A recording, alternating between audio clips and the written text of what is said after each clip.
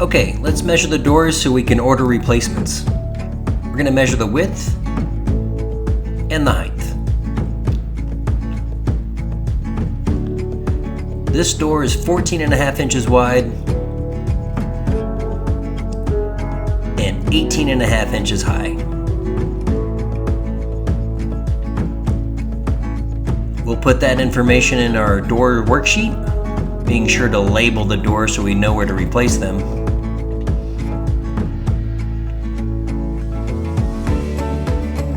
And head over to fastcabinetdoors.com.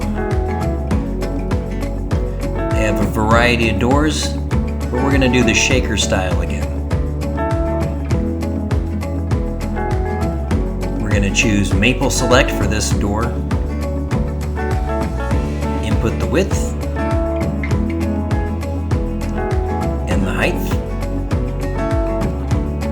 We're going to choose Bore Pattern U. We'll get to that in another video.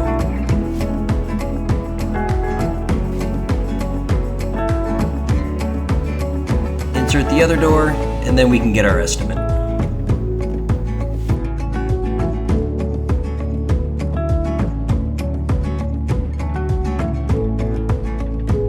We'll then put that cost into our worksheet.